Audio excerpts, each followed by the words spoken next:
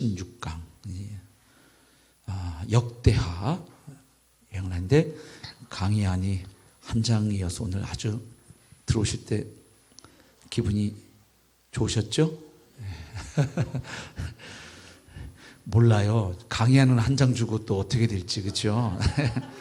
네. 그러나 여러분들의 기대가 헛되지 않도록 노력을 하겠습니다. 일부러 좀 줄였습니다. 원래는 처음에 썼던 강의안에는 유다의 20왕 로보암부터 시드기야까지 20명 프로필을 쫙 해드렸다가 그냥 뺐어요. 네. 그 왕 일일이 한 명 한 명 설명해도 나중에 듣고 기억 하나도 안 나시겠죠, 그죠? 예, 전체적인 그림이 중요하니까. 네. 자, 역대하 여행합니다. 자, 강의한 도입부 보시죠.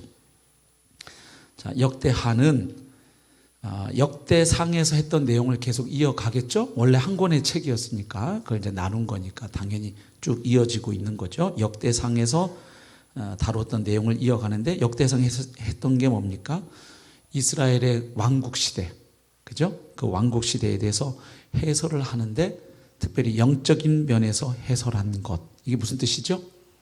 예, 각 왕들이 정치적으로, 경제적으로, 군사적으로, 외교적으로 어떤 성과를 거두었고 그래서 그 나라의 GNP가 얼마가 됐고 뭐 이런 걸 다루는 책이 아니라는 거죠.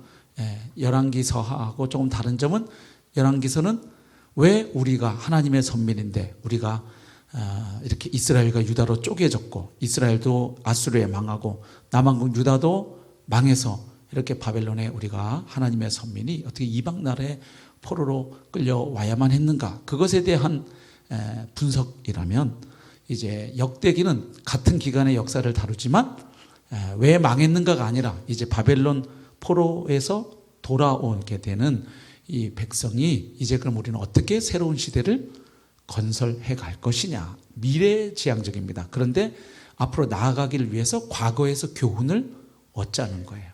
온고이지신 그런 말 하잖아요. 과거를 통해서 배울 때 미래를 향해 나아갈 수 있는 힘이 생기니까요. 그래서 역대하는 역대상에서 이스라엘의 왕국 시대에 대해 영적인 면에서 해설한 것을 이어서 계속해 나아가고 있습니다. 즉 역대하는 역대상에 이어서 계속적으로 바벨론 포로 귀환, 이렇게 쓰시면 되겠습니다. 바벨론 포로 귀환 이후에 이스라엘 백성이 이제 우리가 어떻게 해야 하나님 백성으로서 계속 하나님의 복을 받고 또 번성하게 될 것인가 하는 그 문제를 다루고 있죠. 그 키워드가 뭐냐 나옵니다. 그것은 한마디로 성전에 대한, 성전에 대한 것은 무슨 단순히 그 건물을 얼마나 잘 관리하고 아주 그냥 닦고 뭐 깨끗하게 관리하는가, 그게 아니죠. 성전에 대한 태도, 이 말은 뭐냐면 결국 그 성전에서 누구랑 만나죠? 하나님을 만나고 하나님께 제사하고 하나님을 예배하는 곳이잖아요. 그래서 하나님과의 관계에 대한 올바른 태도, 이것이 역대기에서 과거 역사를 분석하고 평가할 때 가장 중요하게 생각하고 있는 관점 혹은 평가 포인트라는 거예요. 그래서 역대하에서 가장 중심되는 주제가 뭐냐? 성전과 성전, 그 다음에 성전 예배 체제. 그 성전에서 드리는 예배는 아무렇게나 드리고 싶은 대로 마음대로 드릴 수 있는 예배가 아니죠. 하나님이 정하신 그 방식대로 드려지는 예배라야 했습니다. 그래서 그 성전 예배 체제는 바로 이 역대기에서, 역대하에서도 마찬가지입니다. 중심을 이루고 있는 주제이고, 솔로몬의 영광스러운 그 성전으로부터, 예루살렘 성전으로부터 시작해서 무려 400년 이상이나 지난 후에 다시 그 무너진 성전을 재건하라는 누구의 칙령? 페르시 왕 고레스죠. 고레스의 칙령이 나오는 것으로 끝을 맺고 있습니다. 그러니까 성전 이야기로 시작해서 성전 재건하라는 명령으로 끝나고 있어요. 그러니까 역대하에서 강조하고 있는 키워드가 자연스럽게 드러나죠. 역대하는 그 다루고 있는 시기만 놓고 본다면 열왕기 상하와 거의 비슷한 기간을 다루고 있습니다. 역대하는 열왕기 상하와 거의 비슷한 기간을 다루고 있지만 차이점이 있죠. 사실상 북왕국을 무시하고 있다. 이스라엘을. 그래서 열왕기서에서는 북왕국 이스라엘 왕 이야기 나오다가 남왕국 유다 왕 이야기, 또 북왕국 이렇게 막 교차해서 역사를 서술하고 있는데 역대기에서는 북왕국의 역사는 나오지를 않습니다. 아예 안 나와요. 북왕국을 무시하고 있습니다. 그 이유는 북왕국이 예루살렘에 있는 뭘 거부했습니까? 성전을 거부했죠. 네, 그렇죠. 그래서 그 여로보암이 야, 뭐 꼭 예배하러 예루살렘에 가야 되냐? 그래가지고 막 베델과 단에 그죠? 금송아지 단 만들고 그렇게 했잖아요. 그죠? 예루살렘에 있는 성전을 거부하고 잘못된 예배 체계를 고수했기 때문이다. 그렇죠. 우상숭배적 예배를 드렸죠. 그래서 단순히 그냥 과거에 있었던 역사적 사건을 쭉 나열하는 게 역대기의 목표가 주제가 아니기 때문에 생략하는 거예요. 그 주제에 맞는 내용만 다루고 있는 거예요. 왜냐하면 열왕기하고 차이점을 말씀드렸잖아요. 그죠? 역대기는 이제 다시 바벨론 포로 상태에서 돌아온 이 백성이 이제 이 재건 세대인데 말하자면 어떻게 우리가 나아가야 되는가? 결국 과거에 우리 선조들이 잘못했던 잘못을 반복하지 말아야 된다. 정말 하나님과의 관계를 중요하게 생각하고 하나님께 바른 예배자로 예배 공동체로 우리가 세워져야 한다. 이제 그 면에서 과거 역사를 쓰다 보니까 아예 그냥 바른 예배에서 그냥 이탈해버린 북왕국 이스라엘의 역사는 아예 그냥 논외로 해버리는 거예요. 이해가 되시죠? 왜냐하면 북왕국 이스라엘의 그 왕들은 하나님 앞에 선한 왕이 한 명도 없었잖아요. 아예 그렇죠. 처음부터 끝까지 여로보암의 길로 행하였다 이렇게 돼 있었죠. 네. 자, 그래서 역대기에서는 북왕국의 역사는 나오지 않고 있습니다. 그래서 역대하는 그러면 어디에다 초점을 맞추냐? 남왕국 유다의 역사에 초점을 맞추고 있습니다. 특별히 20명의 왕을 다 다루기는 하지만 근데 가만히 읽어보면 분량에 상당히 큰 차이가 나타나는데 하나님이 보시기에 옳게 행한 왕들에게 초점을 맞추고 있습니다. 그러니까 강조점이 어디에 있는지를 알 수 있죠. 무슨 얘기냐면 우리가 왜 망했지 하면은 어디를 좀 강조해 줘야 되겠어요. 하나님 보시기에 삐딱하게 나간 사람들, 얘네들이 이 짓 하다가 결국 그냥 망할 수밖에 없었던 거야. 이렇게 하는데도 안 망하겠어? 그 얘기를 해야 되지 않겠어요? 근데 지금 역대기는 초점이 조금 다르다고 말씀드렸어요. 이제 어떻게 우리가 가야 되니까 긍정적인 메시지를 주기 위해서 바로 거기에 부합이 되는 왕들을 좀 많은 지면을 할애해서 소개하고 있다 이 말씀입니다. 그래서 좀 분량이 많이 다뤄져 있는 왕들 몇 사람 이름은 한번 까먹더라도 이런 몇 명 정도는 한번 적어보고 지나가겠습니다. 역대하에서 조금 비중 있게 다루는 왕들입니다. 역대하는 먼저 아사 14장 15장 보면 아사 왕 이야기가 나옵니다. 그 다음 17장에서 20장은 여호사밧 시옷 받침 쓰시면 됩니다. 그 다음에 23장 16절에서 24장 16절은 누가 나오냐면 요아스. 그 다음에 29장부터 32장은 히스기야 많이 나오죠. 그 다음에가 요시야 34장에서 35장. 비교적 하나님 보시기에 선하다고 인정받은 왕들, 즉 누구의 길을 따라간 사람들일까요? 바로 다윗의 길을 따라간 이 왕들이 행하였던 그 개혁이 있습니다. 영적 개혁들, 막 우상들을 어떻게 파괴하고 산당을 어떻게 제거하고 또 무너졌던 절기를 어떻게 다시 회복한다든지 이 왕들이 다시 여호와 중심의 신앙으로 백성들을 다시 돌이키도록 시도했던 그 개혁들에 대해서 상당히 많은 지면을 할애하고 있음을 보게 됩니다. 자, 역대하의 개요도 두 부분으로 나눠집니다. 지난 시간에 했던 역대상 개요도 두 부분이죠. 앞부분은 아담으로부터 시작해서 다윗 왕가에 이르기까지 먼저 계보를 쫙 나열해서 우리가 과연 누구의 후손이냐, 우리의 뿌리가 뭐냐, 아이덴티티, 정체성, 우리가 누구냐, 쉽게 말하면 그 얘기를 한 다음에 나머지는 전부 다윗왕 이야기했어요. 거의, 그죠? 그리고 이제 역대하로 넘어오시면 솔로몬의 통치가 1장부터 9장까지. 그러니까 이렇게 볼 때 역대상하는 어느 왕의 이야기를 가장 많이 다루고 있습니까? 두 왕이잖아요. 누구하고 누구? 다윗과 솔로몬이에요. 왜요? 물론 다윗과 솔로몬의 시대가 가장 이스라엘이 국가적으로 아주 번영하고 융성했던 시기인데 그것 때문이 아니고 역대기에서 가장 중요한 키워드 하나가 뭐라고 말씀드렸어요? 오늘도 성전이죠. 성전. 성전에 대한 태도가 우리의 운명을 결정한다. 그래서 성전과 관련해서 가장 중요한 인물이 누구예요? 다윗. 왜? 다윗은 자기가 하나님의 집을 지어드리고 싶었지만 하나님이 네가 짓는 게 아니고 네 아들이 짓는다고 하셔가지고 다 뭘 한 인물이에요?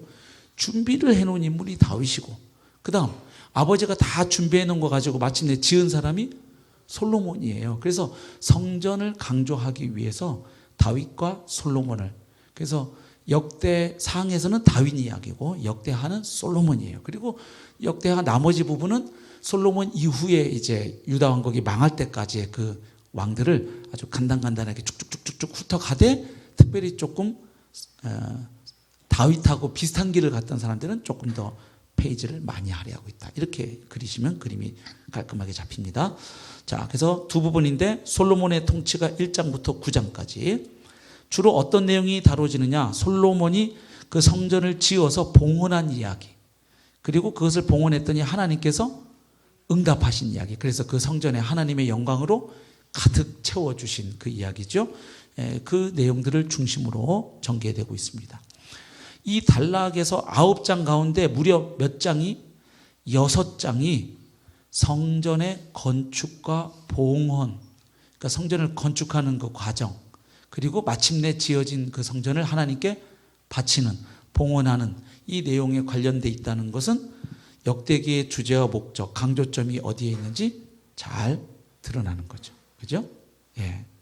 그래서 열왕기서와는 다르게 역대기에서는 바로 이 성전에 대한 이야기에 굉장히 많은 페이지를 할애하고 있다 하는 것을 확인할 수 있습니다. 그 다음 두 번째 파트는 10장부터 36장까지인데 이제 분열 왕국 시대 왕들의 통치인데 누구 왕들은 다 빠지고, 아까 말씀드렸잖아요. 이스라엘 왕들은 다 빠지고, 왜 빠지는지 아까 위에서 말씀드렸어요. 유다 왕, 남왕국 유다 왕들의 통치를 기록합니다. 여기도 보면 강조점이 어디에 있는지 아주 뚜렷하게 드러납니다. 이 단락의 내용 가운데 거의 70%에 해당하는 지면이 8명의 선한 왕들을 묘사하는 데 할애되어 있습니다. 예. 그리고 단지 30% 가지고 몇 명의 왕을 다루느냐? 12명의 악한 통치자들을 설명하는 데 할애되었어요. 그러니까 강조점이 어디에 있는지 딱 드러나죠. 뭘 말하고 싶은지. 결국 예배와 영적 활력의 중심지인 무엇에 대해? 성전에 대해 각각의 왕들이 어떤 태도를 가졌는가 하는 점을 중점으로, 그것과 관련해서 왕들의 이야기를 묘사하고 있다. 왕들이 그 성전에 관련된 그 일만 있었겠어요? 착하든 나쁘든? 그거 말고도 외교도 있고 군사도 있고, 그죠? 또 부인은 몇 명을 두었고 자식은 몇 명 낳고, 왕에 대해서 얘기하려 치면 이런 이야기 저런 이야기 할 게 많지만 역대기에서는 아주 선명하게 포인트를 딱 좁혀서 그걸 가지고 왕들을 평가한다는 거죠. 이런 거 보면 우리가 인생을 몇십 년 살고 하나님 앞에 갈지 모르지만 결국 우리네 인생도 끝나고 나면 하나님이 평가하실 기준이 그다지 그렇게 많지 않다는 거예요. 마침 우리 김대중 대통령의 영부인이셨던 그 고 이희호 여사가 이제 소천하셨잖아요. 97세, 그죠? 거의 천수를 이루셨는데, 그 이희호 여사 소식을 듣더니 제 아내가, 참 이희호 여사님은 다른 제 많이 있지만 그건 좀 이따 제가 얘기할 텐데 참 믿음 안에서 스트레스 관리를 정말 잘하셨나 보다. 예, 애 둘 딸린 빈털터리 남편하고 결혼하자마자 좀 있으니까 감옥에 들어가고 사형 선고받고 막 납치해 뭐 또 단식으로 인해서 사경을 그 많은 세월들 그 한을 품으면 그거 다 스트레스 받아가지고 그냥 이렇게 할 텐데 김대중 대통령이 감옥에 있을 때는 거기 추운 방에 있다고 본인도 집에서 뭘 안 떼셨잖아요. 난방을 안 하셨잖아요. 그리고 그런데 97세까지 사셨으니까 스트레스를 관리하지 않고서는 불가능한 일 아니겠어요? 그거 다 화병 걸리면 이 군사 독재자들 이러고 그걸 다 속에다 품으면 뭐 90이 뭡니까? 그냥 50도 못 살고 갈 수 있는데 참 스트레스를 잘 관리하신 것 같다. 참 대단하시다. 그래서 그러게 뭐 이제 이런 얘기 잠깐 했는데 제가 그 얘기하려고 꺼낸 게 아니고 뉴스에 나온 걸 가만 보면 그 97년 거의 1세기를 사셨는데 100년의 삶을 그냥 딱 키워드 3개로 요약하죠. 여성 해방에 대한 그죠? 여성의 인권과 복지를 위해서 헌신한 것. 그다음에 민주화. 그다음에 남북 평화 내지는 평화 통일. 그러니까 100년 가까이 산 삶이 결국은 딱 이렇게 모아지는 사람마다 생애가 끝나면 그 사람은 평생 돈돈하다가 갔어. 그 사람은 평생 건강관리하다가 그냥 100살도 못 살고 갔어. 뭐 그 사람은 그냥 술을 위해서 태어난 사람 같았어. 그 사람은 축구를 위해서 태어났어. 이강인. 네. 자, 하여튼 뭐 있잖아요. 예. 근데 역대기에서는 그 왕들을 다룰 때 뭘 가지고 그 사람이 성전에 대해서 예배에 대해서 하나님에 대해서 그는 어떤 태도와 행실로 하나님 앞에 살다 갔느냐 그 한두 가지 가지고 인생 전부를 탁탁 평가한다는 거예요. 그러니까 이런 걸 읽으면서 우리가 생각할 것들이 좀 있죠. 과연 내가 앞으로 몇 년을 더 살고 죽을지 모르지만 내가 생을 마감하고 죽으면 하나님 앞에 갔을 때 하나님은 내 몇십 년의 삶을 딱 키워드 몇 개로 어떻게 보실까? 또 우리의 자식들은 내가 살다 간 삶을 우리 아빠는 우리 엄마는 평생 이걸 추구하다가 가셨어. 이걸 강조하고 가셨지. 이게 어떻게 잡힐까? 이런 생각을 하게 되는 거죠. 그렇죠? 우리는 그때그때 막 주어지는 과제에 막 허겁지겁 정신없이 살다 보면 휙휙 시간이 가 있는데 자칫 너무 당장 눈앞에 다가오는 일에만 우리가 몰두해서 살다 보면 몇십 년을 열심히는 살았는데 하루하루는 한 주 한 주는 열심히 살았는데 나중에 몇십 년의 삶을 딱 이제 마감할 때가 오면 과연 내가 뭘 잡으려고 이렇게 열심히 살았던가 이럴 수 있겠다 하는 생각이 드는 겁니다. 역대기를 읽으면. 그렇죠? 예, 그래서 우리 각자 남아있는 시간들이 다 다를 테지만 분명한 건 우리는 다 날 받아놓고 산다는 건 분명해요. 맞습니까? 예, 제가 예언할 수 있어요. 여기서 앞으로 120년 이상 사실 수 있는 분은 한 분도 없어요. 제가 볼 때. 예, 제가 이 말 틀리면 손에 장을 지질 수 있어요. 자신 있는 분 있어요? 나는 앞으로 지금 말고 지금까지 살아온 거 말고 앞으로 120년 더 살 수 있다. 없으시잖아요. 그렇죠? 네. 있으시면 안 돼요. 그렇죠? 네. 그 안에 주님 오실 거예요. 아마도. 네. 예, 그렇습니다. 그래서 하나님이 우리를 보시는 관점이 뭘까? 내 인생을 마감할 때 하나님은 과연 내 인생을 어떻게 보실까? 우리가 이런 것 좀 한번 생각하고 지나가면 좋겠습니다. 자, 역대하의 주요 구절 좀 보겠습니다. 자, 3장 1절 한번 열어보십시오.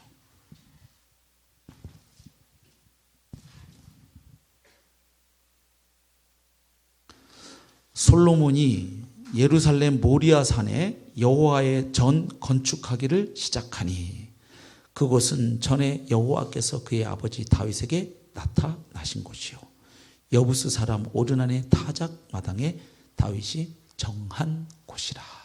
그렇죠. 그러니까 솔로몬이 이제 드디어 성전 건축을 시작했는데 아무데나 한 게 아니고 그게 이미 하나님이 솔로몬의 아버지였던 다윗에게 바로 나타나셨던 바로 그곳이다. 그래서 그 장소가 좀 특별한 의미가 있다. 아무데나 건축한 게 아니다. 이런 얘기 나와 있는데 이게 구약 역사 전체에서 보면 이게 조금 소름이 돋아요. 왜냐하면 지금 3장 1절 보면 예루살렘 모리아산이라고 돼 있죠. 이거 모리아산 이거 이름 많이 들은 것 같지 않으세요? 예, 창세기 22장으로 한번 가보세요.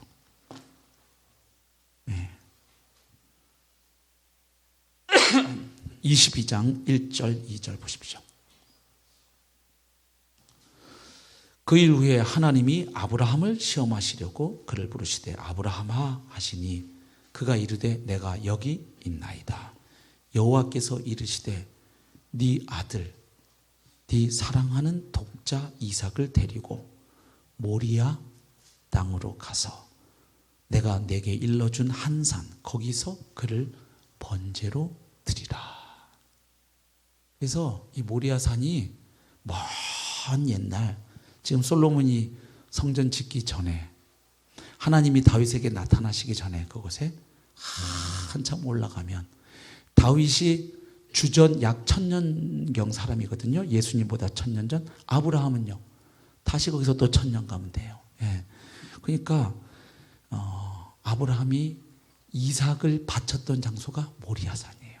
물론 이때 모리아산에서 아브라함이 이삭을 진짜로 죽이려고 순종하려고 했는데 하나님이 멈추게 하시고 이삭 대신 하나님이 준비해 놓으신 순장이 이삭을 대신하여 죽었죠. 그래서 그 이삭 대신 죽은 순양으로 말미암아 이삭이 살지요. 예. 그래서 자연스럽게 이것이 뭘 그림을 또 예표합니까? 바로 하나님이 자기 아들 예수 그리스도를 내어주실 것을 예표하는데, 자, 아브라함이 이삭을 바쳤던 장소가 모리아산이에요. 그리고 1000년 지나가지고 거기서 뭐가 세워졌어요? 예루살렘 성전이 세워졌어요. 그리고 또다시 1000년이 지나서 누가 거기서 죽으셨어요? 예수님이 바로 예루살렘 골고다 언덕에서 십자가에 처형당하셨거든요. 그러니까 이게 소름이 돋죠. 그러니까 하나님이 그 장소를 딱 보시면서 벌써 생각하신 게 아브라함 때 이미 이삭 바친 산이고, 솔로몬 성전이 세워져서 거기서 수많은 양들이 희생제사로 드려지고 피가 흘려진 곳이고, 그리고 1000년이 지나서 마침내 하나님의 아들 예수님께서 거기서 피 흘려 죽으심으로 진정한 하나님의 언약 백성 성전 곧 교회가 생겨나게 되잖아요. 그렇죠? 이게 하나님이 이 펼쳐가시는 그 역사의 주권과 섭리를 보면, 우리 인간 역사 가운데 일어난 일들이 그냥 일어난 일들이 아니라는 거예요. 그래서 그 장소, 성전 짓는 장소도 아무데나 짓지 않고 하나님이 이미 다윗에게 찍어주신 바로 그곳. 그러나 사실은 하나님이 아브라함에게 이삭, 자기 사랑하는 독자 이삭을 바치게 할 때 사실 하나님은 뭘 생각하고 계시는 거예요? 때가 차면 내가 내 아들을 여기서, 그 생각하시는 거죠. 그 하나님의 마음을 좀 보게 됩니다. 자, 6장 18절. 여기서 솔로몬이 성전에 대해서 가지고 있던 여러 그 신념과 철학이 있는데 중요한 것 한 가지, 이스라엘 백성들이 놓쳤던 거, 그러나 솔로몬은 처음에 정확히 알고 있었던 거. 보시죠. 하나님이 참으로 사람과 함께 땅에 계시리까? 보소서, 하늘과 하늘들의 하늘이라도 주를 용납하지 못하겠거든. 하물며 내가 건축한 이 성전이오리까. 그러니까 솔로몬은 하나님을 위해서 하나님의 집 거룩한 성전을 지어드리지만, 그러나 그 성전에서 만나고 예배하게 될 여호와 하나님은 절대로 성전이라고 하는 그 건물 안에 갇혀 계실 신이 아니심을, 즉 국지화시킬 수 있는 하나님이 아님을 알고 있는 겁니다. 고백하는 거예요. 그래서 하나님은 어떤 건물에도 가둬둘 수 없는 분이십니다. 그러나 19절 보면 나의 하나님 여호와여, 주의 종의 기도와 간구를 돌아보시며 주의 종이 주 앞에서 부르짖는 것과 비는 기도를 들으시옵소서. 하나님, 제가 분명히 압니다. 하나님은 이 건물에 절대로 갇혀 계실 수 있는 그런 신이 아니십니다. 하늘들의 하늘도, 하늘의 하늘들도 하나님을 거기에 가둘 수가 없는데 하물며 이 조그만 건물 안에 하나님 갇혀 계시겠습니까? 많은, 그러나 하나님의 명에 따라 짓는 이 집에 하나님이 임재하여 주시고 좌정하여 주시고 하나님의 눈과 귀를 이 성전으로 향하셔서 이 성전에서 드리는 기도, 혹은 이방인들이라 하더라도 이 성전에서 성전을 향하여 드리는 그 기도 하나님 제발 들으시고 응답해 주셔서 하나님만이 유일한 하나님이심을 나타내 주옵소서. 이게 솔로몬의 기도입니다. 그래서 신약으로 가보면 스데반 집사님이 이 성전에 대한 설교를 하다가 돌에 맞아 순교하시죠. 예. 그때 유대인들은 성전을 아주 그냥 이렇게 우상숭배하는 거죠. 그러니까 성전 그 건물 이미 끝났다는 얘기를 이제 솔로몬이 하니까, 스데반이 하니까 막 열받아가지고, 예. 자, 그리고 이방인에 대한 관점도 여기 고백을 하고 있거든요. 6장 32절을 보십시오. 솔로몬이 또 이렇게 기도하죠. 주의 백성 이스라엘에 속하지 않은 이방인에게 대하여도 그들이 주의 큰 이름과 능한 손과 펴신 팔을 위하여 먼 지방에서 와서 이 성전을 향하여 기도하거든 주는 계신 곳 하늘에서 들으시고 모든 이방인이 주께 부르짖는 대로 이루사 땅의 만민이 주의 이름을 알고 주의 백성 이스라엘처럼 경외하게 하시오며 또 내가 건축한 이 성전을 주의 이름으로 일컫는 주를 알게 하옵소서. 그러니까 무슨 내용이에요? 성전이 이스라엘 사람만을 위한 건물이 아님을 솔로몬도 고백하는 거예요. 그런데 지은 사람은 이렇게 고백했는데 세월이 흐르면서 점점 이스라엘 백성들이 이제 자기들의 우월성을 나타내는 그 코드를 몇 개로 정하는 거예요. 성전, 율법, 할례. 그다음 이제 바벨론 포로 갔다 와서는 회당, 시너곡, 회당에서 드려지는 예배와 교육 행위. 이런 것들로 찾고 이렇게 되면 신앙이 이제 위선적 행위로 가요. 왜냐하면 이런 특정 코드로 종교화를 시키면요, 그거만 하면 된다는 생각을 하게 되잖아요. 그렇죠? 그리고 나머지는 내 하고 싶은 대로. 그러니까 결국은 신을 이용하는 신앙으로 가는 거죠. 신을 이용해서 내가 원하는 것들을 쟁취하는 도구화하는 신앙으로 가는 거예요. 예. 이스라엘 백성들이 그 함정에 빠져들었죠. 예. 자, 그 다음에 6장 41절 밑줄 그어 놓으시고 또 시간을 쪼개서 역대하의 핵심 구절이라고 할 수 있는 7장 14절. 여기 같이 읽어보십시다. 아주 유명한 구절입니다. 시작. 내 이름으로 일컫는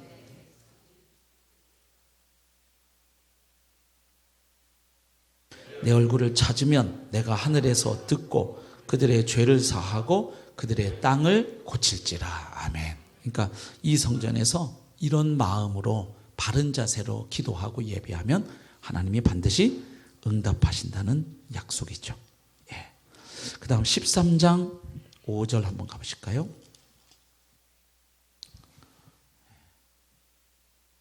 이스라엘 하나님 여호와께서 소금 언약으로 이스라엘 나라를 영원히 다윗과 그의 자손에게 주신 것을 너희가 알 것 아니냐. 그래서 역대기에서 중요하게 강조되고 있는 것은 이 다윗에게 약속하신 하나님의 다윗의 언약. 예. 그래서 남한국 유다를 중심으로 다루는 게 아까 성전에 대한 태도도 있고 또 하나가 뭐냐면 이런 것도 있는 거예요. 다윗 왕권. 그러니까 하나님이 세우시는 나라는 다윗의 씨들을 그 왕의 자리에 앉게 해서 하나님의 아들로 삼아서 하나님을 대신하여 하나님의 백성 이스라엘을 다스린 자로 세워주시겠다는 게 하나님 약속이었어요. 그렇죠? 그리고 그 나라가 영원하리라고 했는데 문제는 영원하지 않았죠. 그래서 그 약속을 궁극적으로 성취할 분은 솔로몬이 아니라 또 다른 진정한 다윗의 씨로 오시는 한 왕, 곧 메시아죠. 그분이 있다는 것을 알게 되는데 어쨌든 역대하에서 이 다윗 언약을 굉장히 강조하고 있습니다. 그 다음에 그러니까 이제 연속성을 강조하려고 그러는 거예요. 왜냐하면 망했잖아요. 주전 586년에. 그죠? 예, 바벨론 포로는 그 전에 주전 605년부터 벌써 이제 끌려가기 시작하지만 그리고 갔다가 70년 만에 다시 돌아오잖아요. 그러니까 다윗 왕조가 끝나고 70년이 갔잖아요. 그리고 이제 수룹바벨 때 돌아오는데 끊어져 있었지만 계속 그 역사가 뭐 하고 있다는 거예요. 이어져 간다는 거예요. 왜냐하면 하나님이 다윗에게 그 약속을 주셨으니까. 이제 그것을 강조하기 위해서 이런 내용들이 나오고 있어요. 16장 9절. 자, 역대하 16장 9절 찾으셨으면 같이 한번 읽겠습니다. 시작. 여호와의 눈은 온 땅을 두루 감찰하사 전심으로 자기에게 향하는 자들을 위하여 능력을 베푸시나니 이 일은 왕이 망령되이 행하였은즉 이후부터는 왕에게 전쟁이 있으리이다 하며. 그러니까 하나님이 찾으시는 사람은 어떤 사람이에요? 전심으로 하나님께 향하는 사람. 그죠? 예. 36장으로 가보십시다. 끝장. 36장 21절. 이에 토지가 황폐하여 땅이 안식년을 누림같이 안식하여 70년을 지냈으니 여호와께서 예레미야의 입으로 하신 말씀이 이루어졌더라. 바벨론 포로 기간이 70년이 될 것이라는 걸 누가 예언했죠? 예레미야가 예언했습니다. 메모 좀 하십시오. 예레미야 25장 11절 12절. 여기서 예언한 내용은 뭐냐면 일단 바벨론 포로 기간은 몇 년이 될 것이다. 70년이 될 것이다 하는 예언이 여기 나와 있어요. 25장 11절 12절. 그 다음 하나 더 써놓으십시오. 29장 예레미야 29장 10절 29장 10절. 그 다음 33장 10절 11절 33장 10절 11절. 거기서는 예레미야가 무슨 예언을 하냐면 이 기간이 끝나고 나면 포로들이 다시 본토로 돌아올 것이다. 귀환할 것이다. 예, 그것을 예언을 하고 있습니다. 예. 그리고 역대하 36장 맨 끝절 두 절을 한번 같이 읽겠습니다. 22절 23절 시작. 바사의 고레스 왕 원년에 여호와께서 예레미야의 입으로 하신 말씀을 이루시려고 여호와께서 바사의 고레스 왕의 마음을 감동시키심에 그가 온 나라에 공포도 하고 조소도 내려 이르되 바사 왕 고레스가 이같이 말하노니 하늘의 신 여호와께서 세상 만국을 내게 주셨고 나에게 명령하여 유다 예루살렘의 성전을 건축하라 하셨나니 너희 중에 그의 백성된 자는 다 올라갈지어다. 너희 하나님 여호와께서 함께 하시기를 원하노라 하였더라. 아멘. 예. 그래서 바로 이것이 그냥 일어난 일이 아니고 하나님이 예레미야 선지자 입을 통해서 하신 그 말씀을 이루기 위해서 하나님이 행하신 일. 그래서 바사의 고레스 황제가 칙령을 내려서 이때가 언제냐면 주전 538년입니다. 예. 주전 BC 538년에 페르시아의 고레스가, 성경에 바사라고 나온 것은 페르시아를 말하는 겁니다. 고레스가 이제 귀환 명령을 내린 거죠. 근데 놀라운 건 뭐냐면 예레미야 선지자가 아까 바벨론 포로기가 70년이 걸릴 것이다. 그리고 다시 돌아올 것이다. 그 예언을 했죠. 예레미야보다 100년보다도 더 전에, 한 세기 더 전에 이사야 선지자가 있었잖아요. 이사야 선지자는 뭘 예언을 했냐면 예레미야보다도 한 세기도 더 전에 바로 바벨론 포로에서 우리를 돌아오게 할 인물이 누구다? 고레스다. 그걸 이사야가 먼저 예언을 해놨어요. 놀랍죠. 메모해 놓으세요. 이사야 44장 이사야 44장 24절부터 45장 2절까지 거기에 고레스에 대한 언급이 나옵니다. 이사야가 이미 얘기를 해요. 이사야 44장 24절에서 45장 2절. 근데 재밌는 건 거기서 고레스를 가리킬 때 이사야가 뭐라고 이름을 붙이죠? 나의 기름 부은 자 고레스 이렇게 해요. 그래서 그 기름 부은 자가 히브리어로 뭐예요? 메시아예요. 네? 그럼 이방 나라 왕이 그리스도란 말이에요? 메시아란 말이에요? 그래서 제가 그리스도라는 말을 그래서 잘 이해하셔야 되는 거예요. 그리스도, 메시아라는 말의 일단 문자적인 의미는 뭐죠? 기름 부음 받은 자예요. 그래서 메시아라는 말 성경 쓸 때는 딱 머릿속에 두 가지를 동시에 떠올리셔야 돼요. 하나는 보통 명사, 기름 부음 받은 자 이런 뜻이에요. 그건 뭐냐면 하나님이 하나님의 어떤 특별한 일을 시키기 위해서 지명하여 세운 사람. 즉 이스라엘 사회에서 기름 부음을 받았다는 건 쉬운 말로 현대적인 표현을 하면 뭐냐면 임명장을 받았다는 말이에요. 하나님께. 그래서 그 임명장을 받는 사람 대표적인 세 직분이 뭐였어요? 왕, 제사장, 선지자였단 말이에요. 그래서 하나님의 어떠한 일을 하기 위해서 하나님이 세운 사람 이런 뜻이에요. 그래서 고레스를 가리켜서 메시아라고 가리키는 건 그가 온 인류를 구원하러 온 메시아라는 뜻이 아니고 바로 하나님이 이미 예레미야나 이사야를 통해서 약속하신 그 일, 하나님의 백성이 포로로 끌려갔지만 그들이 망하는 게 하나님의 궁극적인 뜻이 아니에요. 그죠? 하나님 말씀하시는 너희를 향한 내 생각을 안 하니 재앙이 아니라 평안이요. 그러면서 주님 말씀하시잖아요. 그래서 다시 돌아오는 그 하나님의 구원의 역사를 행하는 데 고레스도 일정 부분 말하자면 쓰임받은 거예요. 맞죠? 그런 의미에서 메시아라고 하는 거예요. 그래서 이럴 때 메시아는 보통 명사예요. 그러나 신약 성경에서 예수님을 가리켜서 그리스도 혹은 메시아라고 할 때는 고유명사예요. 그건 뭐냐면 다윗 왕에게 하나님이 약속하신 다윗의 씨로 오시는 메시아 있었죠? 사무엘하 7장. 그리고 나서는 이사야로 가면 이사야 9장, 이사야 11장 보면은 다윗의 씨로 오시는 그 왕, 평화와 정의와 공의로 다스리고 통치할 그 왕, 자기 백성을 회복하고 구원하실, 그래서 하나님의 통치를 구현하실 그 왕을 가리키는 용어가 메시아예요. 그래서 다윗의 씨, 다윗의 순, 다윗의 가지 뭐 이렇게 불려졌단 말이에요. 그래서 그때 메시아는 하나님이 약속하셔서 종말의 때에 오셔서 자기 백성을 구원하시고 다스리고 통치하실 그 유일한 구원자 이런 뜻이에요. 아시겠죠? 그래서 보통 명사를 쓸 때는 하나님의 일을 위하여 세움받은 자, 임명받은 자, 기름 부음 받은 자. 그런 의미에서 예수님도 기름 부음 받은 거죠. 구원 사역을 위해서.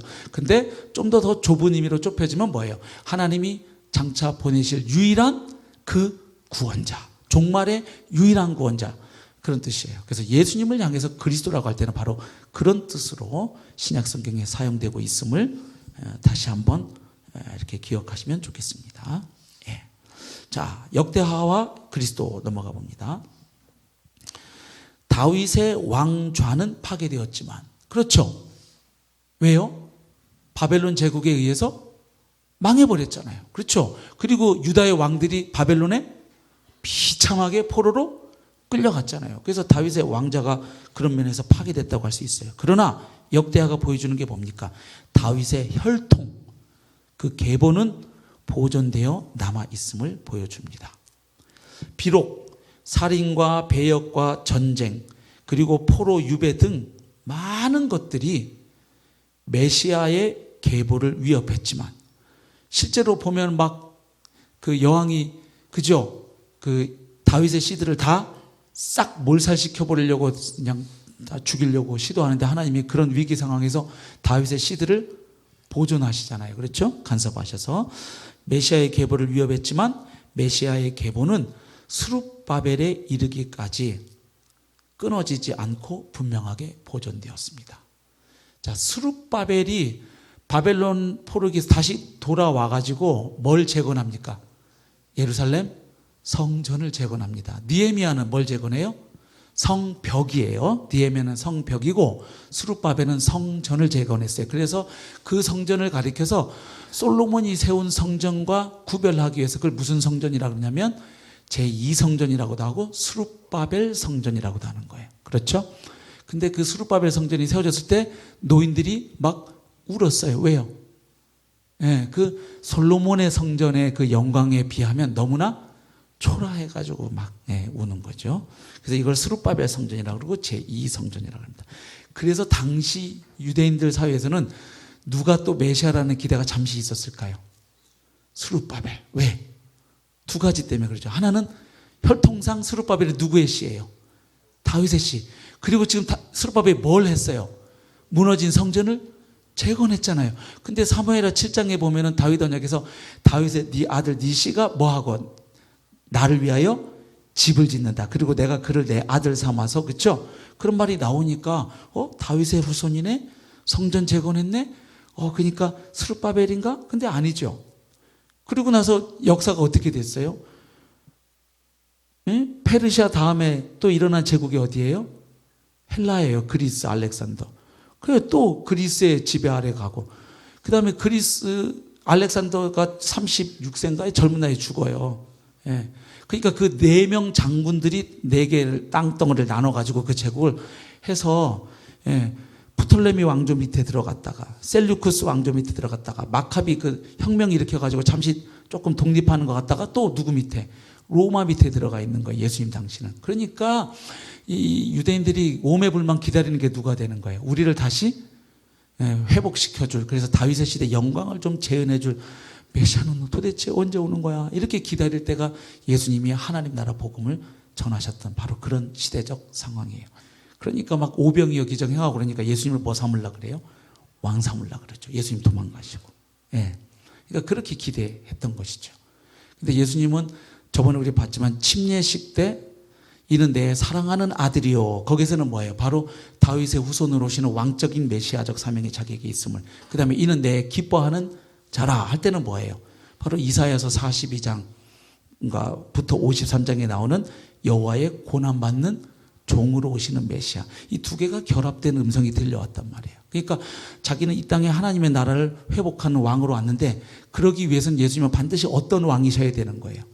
죄인들을 위해 대신 고난받으시고 죽으시는 그 메시아의 길을 가셔야만 되는데, 그런데 유대인들은 점점 이렇게 몇백 년을 얻어 터지니까 점점 고난받는 왕으로서의 메시아상은 어떻게 되고 싹 머릿속에서 지워지고 뭐만 남아요? 왕으로 오셔가지고 저 로마 제국을 그냥 단칼에 무찔러주고 해방시켜줄, 그래서 군사적, 경제적, 정치적 번영을 가져다 줄 그 메시아 사상만 아주 극대화된 시기였죠. 그래서 그런 메시아 사상을 갖고 있으니까 예수님이, 베드로가 심지어는 예수님 보고 주는 그리스도시요 살아계신 하나님의 아들이십니다 할 때 그 고백 틀리다고 했어요? 맞다고 했어요? 맞다고 했죠. 이를 알게 한 이는 사람이 아니고 하나님이시다. 베드로의 고백을 받아들였어요. 그 얘기 뭐냐면 자신이 그리스도가 맞다는 거예요. 그런데 그 다음부터 주님 말씀은 사람들에게 내가 메시아임을 말하지 말아라. 그리고 예수님도 자기를 가리킬 때 메시아라는 호칭을 안 쓰시고 계속 뭘 써요? 인자, 그 사람의 아들. 다니엘서 7장에 나오는 바로 그 호칭을 쓰시는 거예요. 왜요? 예수님이 메시아가 아니어서가 아니죠. 예수님이 나 메시아 해도 예수님이 생각하는 메시아와 당시 사람들이 기대했던 메시아가 다르니까 주님이 그걸 아시고, 그러다가 이제 십자가의 때가 가까이 오시면 점점 더 주님이 자기가 그리스도인 것을 명확하게 밝히십니다. 그래서 마가복음이 그런 구조로 써 있는 거예요. 1장 1절에서 결론을 내는 거예요. 하나님의 아들 예수 그리스도 복음의 시작 딱 해놓고, 그 사이에 마가복음 1장 1절에서 예수님이 하나님의 아들이라고 선포하고 시작해놓고, 그 마가복음이 진행되는 동안 사람들 입에서는 예수님 하나님 아들이라는 고백이 안 나와요. 계속 누구 입에서만 나오냐면 귀신들 입에서만 나와요. 그러다가 사람 입에서 탁 나오는 데가 어디냐면 마가복음 15장 39절이에요. 예수님이 십자가에 달려 죽는 것을 보시고 로마 백부장이 이 사람은 진실로 하나님의 아들이었도다. 그러니까 뭐냐면 마가복음 결국 그 복음을 얘기하는 거예요. 1장부터 8장까지 예수님이 계속 어떤 모습으로 나오냐면 미러클 메이커예요. 막 기적을 행하세요. 근데 예수님의 하나님 아들 되심은 그런 놀라운 기적을 행하심에서 그분의 하나님 아들 되심이 분명하게 드러나는 게 아니라 오히려 역설적으로 십자가에 달려 죽으시는 바로 그곳에서 그분의 하나님 아들 되심이 가장 명확하게 드러났다. 이게 마가복음이 우리에게 전해주는 중요한 메시지죠. 네. 자, 이런 것들 이렇게 역대하도 보면서 이렇게 보면 이제 구약 신약이 점점 복음을 중심으로 이렇게 퍼즐들이 맞추어져 가는 것이죠. 자, 그래서 수룹바벨에 이르기까지 끊어지지 않고 분명하게 보존되었다. 그리스도 안에서 이것이 성취됐다는 게 어디에 나오느냐 하면 마가복음 1장과 누가복음 3장에서 바로 그 계보, 족보. 예? 제가 뭐라고 했네? 아까 마가복음 그 얘기하다 보니까 또 이걸 보면서도 이렇게 읽는군요. 여러분들이 정신을 차리고 계시는군요. 예, 그러나 여러분들이 잘 듣고 있나 확인하려고 그렇게 한 것은 아닙니다. 예, 그렇게 하면 제가 거짓말을 하는 겁니다. 잘 듣고 있는지 확인하려고 그런 건 아니에요. 그냥 제가 실수한 거예요. 아까 마가복음 얘기하다가 마태복음입니다. 마태복음 1장, 누가복음 3장 계보가 나오죠. 이 계보의 차이점은 제가 옛날에 총체적 복음 수요일 날 할 때 설명드렸죠. 마태복음의 계보는 이렇게 하향식이고 누가복음은 상향식이고, 그 다음에 그 솔로몬의 아들 때부터 달라지는데 그게 하나는 마태복음은 누구 중심으로? 요셉, 예수님의 아버지 요셉 쪽으로 가고, 누가복음은 마리아 혈통. 그러나 또 중간에 또 위에 가다 보면 만나는 지점이 또 나오죠. 어쨌든 그때 한번 강의했던 기억이 납니다. 자, 역대하에서 강조되고 있는 계속 나왔던 키워드가 뭐였어요? 성전이었죠. 성전 또한 그리스도를 예표합니다. 예수님께서는 이렇게 말씀하셨죠. 내가 너희에게 이르노니 뭐보다 더 큰 이가, 성전보다 더 큰 이가 여기 있느니라. 마태복음 12장 6절 말씀이죠. 예수님은 또한 자신의 몸을 성전에 빗대어 비유하셨죠. 요한복음에 나오죠. 너희가 이 성전을 헐라. 이때 주님이 말하는 이 성전은 어떤 성전이에요? 여기 있는 예루살렘 성전이 아니라 이 성전을 헐라죠. 그렇죠? 예수님 자기 몸을 죽이면 사흘 만에 일으킨다 이 말은 내가 부활한다 그 말이죠. 너희가 이 성전을 헐라 내가 사흘 동안에 일으키리라. 요한복음 2장 19절. 그리고 요한계시록 21장 22절은 예수님께서 아예 성전을 대신하심을 보여주죠. 성 안에서 내가 성전을 보지 못하였으니, 나중에 그 거룩한 성 새 예루살렘, 그 새하늘과 새 땅에서는 뭐가 없어요? 성전이 없어요. 지금 그 얘기를 하는 거예요. 사도 요한이. 내가 성전을 보지 못하였으니, 왜 성전이 없을까요? 그 거룩한 곳에. 이는 주 하나님 곧 전능하신 이와 및 어린 양이 그 성전이심이니라. 아멘. 그러니까 하나님과 어린 양 예수 그리스도가 함께하는 그곳, 그리고 그분의 보혈로 말미암아 거룩해진 성령으로 거듭난 하나님의 백성들이 함께하는 그곳이 곧 뭐가 되는 거예요? 성전이 되는 거예요. 그렇죠? 그리고 이 성전이 완성되기까지 이 땅에서의 지금 성전은 어디가 성전이에요? 바로 예수 그리스도를 주로 믿어 거듭난 하나님의 백성들, 개개인과 그 개개인이 모인 커뮤니티, 공동체, 곧 교회가 성전이에요. 여기서 중요한 것은 교회가 성전이라고 할 때 절대로 예부단 건물, 빌딩이 아니고 구원받은 성도들의 모임, 가정에서 모였으면 거기가 성전이에요. 그렇죠? 시장에서 모였으면 거기가 성전이고. 그래서 더 이상 요한복음 4장에서도 예수님이 사마리아 여인하고 얘기할 때 예배의 문제는 더 이상 뭐의 문제가 아니다. 장소의 문제가 아니다. 그렇죠? 아버지께 예배할 때가 이르리니 곧 지금이다. 이렇게 말씀하시죠. 그래서 장소가 더 이상 중요한 게 아님을 얘기하죠. 이게 장소 중심, 특정한 시간 중심으로 가면 종교가 타락합니다. 그러니까 성전 예배당 중심의 기독교, 그러면 교회 안에서는 거룩하게 예배드리고 나가선 지 맘대로 사는 거예요.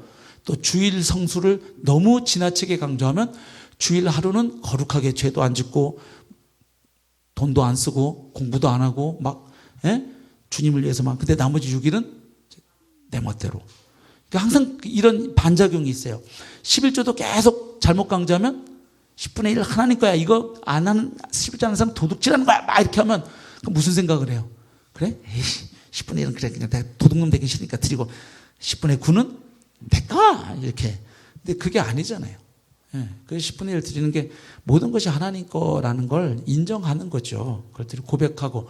근데 10분의 10을 다 바치면 우리가 이 땅에서 굶어 죽는 걸 하나님도 아시는 거예요. 그러니까 10분의 1을 바치면서 다시 나머지 10분의 9도 하나님 영광에 맞게 이것을 청지기로서 잘 사용하겠습니다. 그런 의미로 하는 게 11조지 이걸 무슨 세금 바치듯이 이거 안 바치면 벌 받으니까, 아니면 11조를 잘하면 하나님이 그냥 따따 불러주신다니까. 그래서 그냥 하나님의 사랑에서 헌금 많이 드리는 거에 좋은 거지만 이렇게 너무 이렇게 그런 이렇게 간증을 하도 많이 해갖고, 하나님 제가 우리 교회에서 11조 제일 많이 하게 해주십시오. 되게 아름다운 신앙인데 이게 이제 정말 11조를 많이 하고 싶어서 많이 하는 건지 그 10분의 9가 커지는 거잖아요. 11조를 제일 많이 한다는 건. 그렇죠? 거기에 이게 관심이 가는지 가끔 헷갈릴 때가 있어요. 그렇죠? 아니, 저도 우리 성도님들이 11조 많이 했으면 좋겠어요. 그러나 11조를 절대로 그런 정신으로 해서는 아니 되는 겁니다. 이건 다 마찬가지예요. 주일 성수 신앙도 그렇고 하여튼 예배도 그렇습니다. 주일날 예배는 거룩하고 집에서랑 직장에서는 개판 쳐도 되고 이거 아니잖아요. 우리 몸으로 예배를 드리라고 하셨죠. 자, 우리 오늘 기도하겠습니다. 기도할 때 우리 아까 나눈 것처럼